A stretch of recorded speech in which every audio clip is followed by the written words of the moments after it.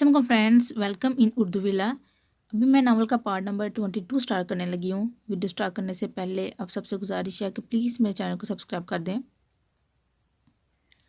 उसने जैसे ही अपने कमरे में कदम रखा तो अंधेरे ने उसका इस्तकबाल किया। उसने आंखें बढ़कर अंदाजे से बोर्ड पर हाथ मारा तो कई लाइटें एक साथ जल उठी।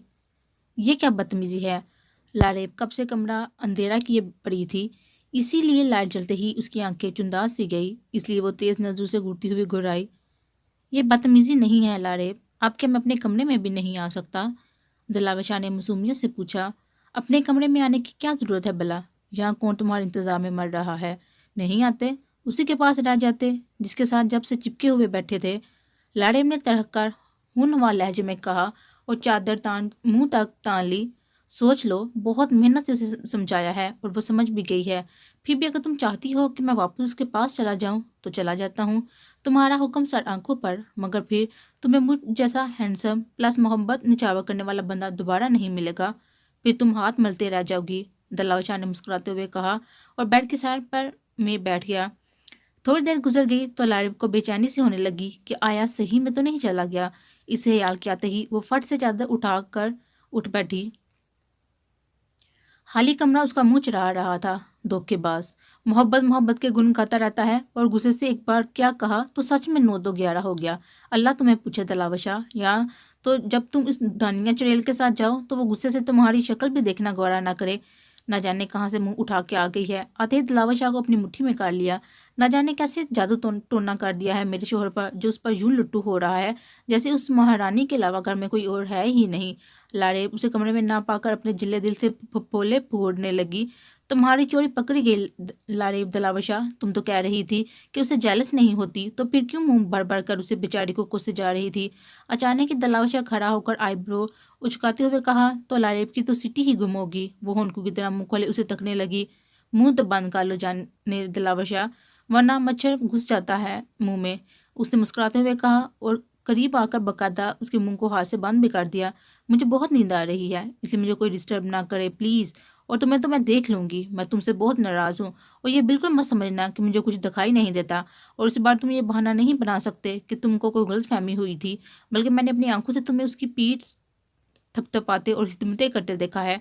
अपनी चोरी पकड़े जाने पर लारेब को कुछ समझ नहीं आ रही थी कि वो क्या कहे, इसलिए जो भी मुंह में आया कहकर वापस चादर मुंह तक तान ली। उसने भी ये भी नहीं देखा कि उसके पापा दिलावशा बाकायदा मुंह पर हाथ रखते हुए अपनी हंसी पर कंट्रोल करने की कोशिश में हलकान हुआ जा रहा था। थोड़ी देर हंसने के बाद दिलावशा चुपचाप दूसरी तरफ बेड पर सोने के लिए लेट गया। आज वो लारेब को मनाना बिल्कुल नहीं जाने वाला था। दाजान की बातें उसके दिल में जो बस गई थी, वरना लारेब की बेचैनी पर उसका दिल तो चाह रहा था कि मोहब्बत से उसे खुद में बींच ले, मगर कभी कभी दूसरे के दिल में अपनी क्या हसीयत रुतबा है यह देखने के लिए जबरन अपने दिल पर पत्थर रखना पड़ता है। यहाँ वही हालत दिलावर शाह की भी थी। लारेब चादर तानी इसी इंतज़ार में थी कि दिलावर शाह उसे प्यार से मनाएगा, मगर वो अब आया ही नहीं और वो इंतज़ार करते करते नींद की गहरी वादियों में उतरती चली गई। सुबह लारेब की आंख खुली तो दिलावर शाह कमरे में मौजूद नहीं था। वो मुंह बसोड़ती हुई वॉशरूम में घुस गई। फ्रेश होकर उसने एक नज़र आईने में उभरते अपने अक्स पर डाली और कमरे से निकल गई। वो सीढ़ियाँ उतर रही थी कि उसकी नज़र डाइनिंग टेबल की तरफ उठी, जहाँ दाजान, दानिया और दिलावर शाह खुशगप्पू में मसरूफ साथ नाश्ता भी कर रहे थे। वो धीरे धीरे सीढ़ियाँ उतरती हुई उन तक पहुँची। अस्सलाम वालेकुम, मेरी बेटी उठ गई क्या? चलो आओ नाश्ता कर लो, दाजा ने मोहब्बत पाश नज़रों से उसे देखते हुए कहा। उनकी मोहब्बत पर वो फीकी मुस्कान चेहरे पर सजाए इस्लाम का जवाब देती उनके बाजू वाली कुर्सी पर बैठ गई। बशीर उसे बैठा देखकर फ़ौरन किचन की तरफ लपका और चंद मिनटों में गर्मा गर्म आमलेट और चाय लाकर उसके सामने रख दिया। वो खामोशी से प्लेट में सर दिए नाश्ता करने लगी, जैसे नाश्ता करने के अलावा उसके पास कोई दूसरा काम ही ना हो। तभी दिलावर शाह ने दानिया के कान में कुछ कहा तो वो चिमटी हुई हंसने लगी। दानिया के हंसने पर लारेब ने उसकी तरफ देखा, जो दिलावर शाह की बाजू वाली कुर्सी पर बैठी मुसलसल मुस्कुराई जा रही थी। आखिर इस लड़की में ऐसा क्या है जो मुझ में नहीं? लारेब ने जलकर सोचा और उसका जायजा लेने लगी।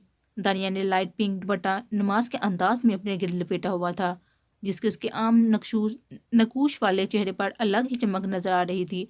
वो इतनी खूबसूरत भी नहीं थी कि इंसान उसके लिए अपनी बीवी को नज़रअंदाज कर दे। अलबत्ता लारेब को उसके अंदर यही खासियत नजर आई कि उसका चेहरा बहुत ही रोशन और उजला उजला सा लग रहा था और उसने खुद को बहुत अच्छी तरह से कवर कर रखा था। लारेब उसका जायजा लेने के बाद दोबारा अपनी प्लेट पर झुक गई। دلاور شاہ کب سے لاریب کو ہی دیکھ رہا تھا جو دانیہ کا جائزہ لینے میں پوری طرح سے مصروف تھی۔ دلاور شاہ بالکل اندازہ نہیں تھا کہ دانیہ کو لے کر وہ اتنی سیریس ہو جائے گی کہ اپنی زبان پر بھی تالے لگائے گی۔ دلاور شاہ نے لاریب کو جلانے کے لیے جان بوجھ کر دانیہ کو مخاطب کیا۔ دانیہ، میں سوچ رہا ہوں کہ تم آ ہی گئی ہو تو تمہیں شاپنگ کرائی جائے۔ شاپنگ میں نے بہت کر رکھی تھی، مگر شاید ابھی میری ہوشیاں مجھ سے روٹھی ہوئی ہے۔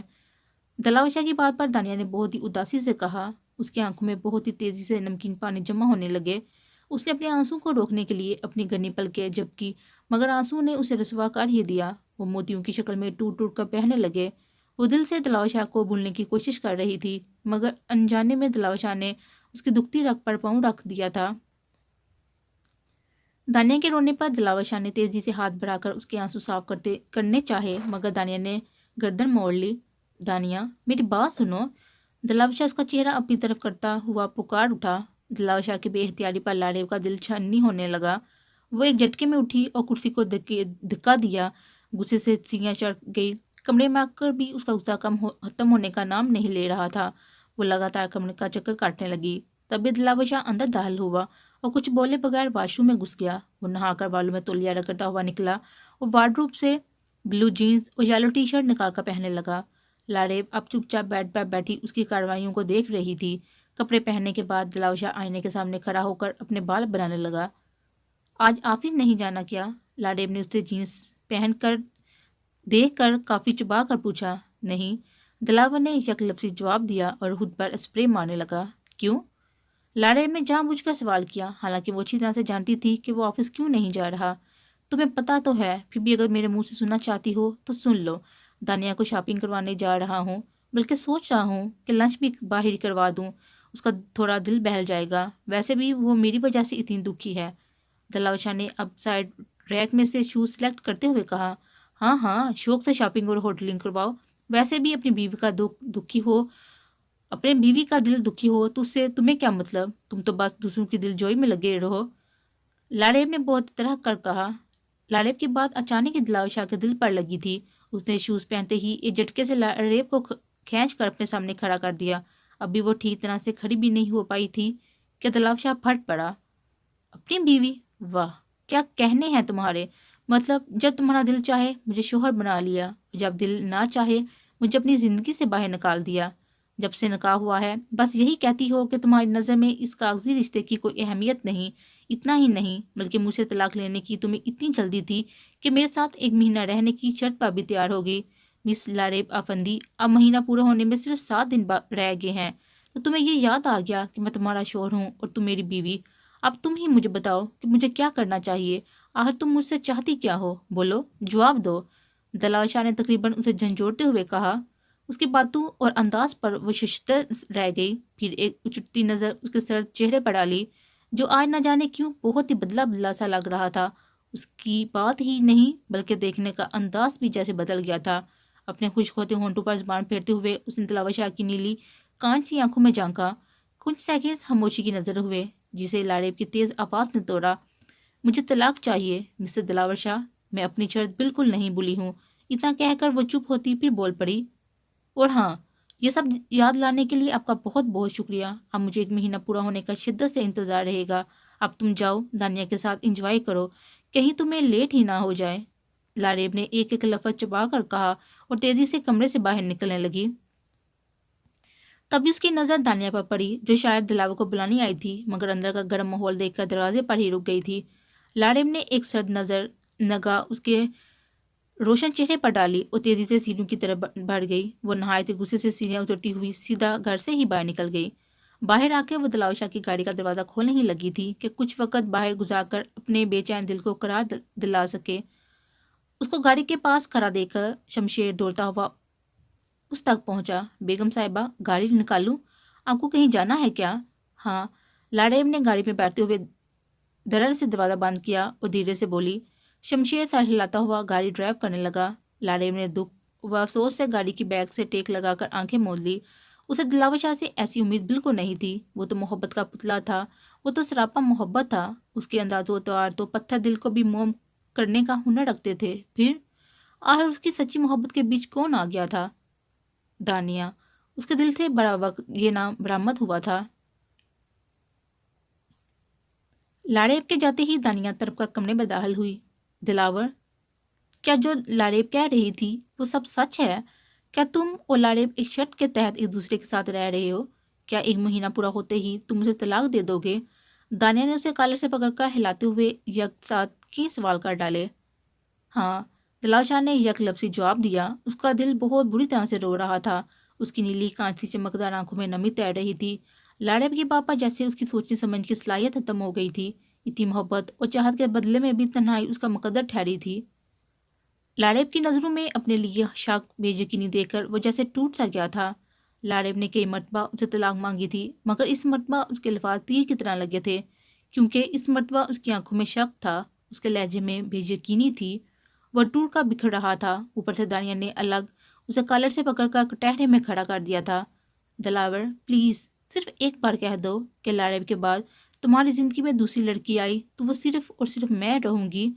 दानिया ने उसे हिलाते हुए पूछा। वह खामोश खड़ा रहा, कुछ न बोला। दिलावर, मुझे बस अपनी ज़िंदगी में शामिल कर लो, मुझे अपना नाम दे दो, उसके बाद मैं तुमसे कुछ नहीं मांगूंगी। बस मेरी मोहब्बत को कबूल कर लो, बस एक बार बोल दो। दिलावर, लाड़ेब के बाद मैं ही तुम्हारी ज़िंदगी में रहूंगी, हमेशा हमेशा के लिए। दानिया ने उसे झंझोड़ते हुए कहा और सिसकती हुई उसके कदमों में बैठती चली गई। उसकी आंखों से आंसू बहकर दिलावर शाह की जीन्स को भिगोने लगे। दिलावर शाह चंद सेकंड खामोश खड़ा रहा, फिर झुककर उसे उठाते हुए खड़ा कर दिया। दानिया ने उम्मीद भरी नज़रों से उसकी नीली कांसी आंखों में देखा। जहाँ उसे खुद के लिए ना कोई उम्मीद नजर आ रही थी और ना ही मोहब्बत, वहाँ तो सिर्फ और सिर्फ लाड़ेब का पहरा था। चंद पल उसे ही देखती रही। फिर दिलावर शाह ने चेहरा ऊपर करते हुए छत को देखा। वो नजरें छत से हटाते हुए सामने करते गोया हुआ। लाड़ेब के बाद तुम ही मेरी जिंदगी में शामिल होने वाली लड़की हो दानिया। जब भी मैं लाड़ेब की तरफ से लौटा तो सहारे के लिए तुम्हारा ही कंधा लूंगा। दिलावर शाह ने सामने देखते हुए ठहर ठहर कर कहा। दिलावर शाह की बात पर दानिया बेयकीनी सी हो गई। वो साकत होती उसे पागलों की तरह देखने लगी। उसे यकीन ही नहीं आ रहा था कि दिलावर शाह ने उसे खुशियों की उम्मीद दे दी है। चंद सेकंड्स के बाद उसने खुद को यकीन दिलाया और रोती हुई खुशी से उसके गले लग गई। वहीं दरवाजे पर खड़ी लाड़ेब दिलावर शाह और दानिया की बातों और हरकतों को सुनकर और देखकर लड़खड़ा कर पीछे हटी थी।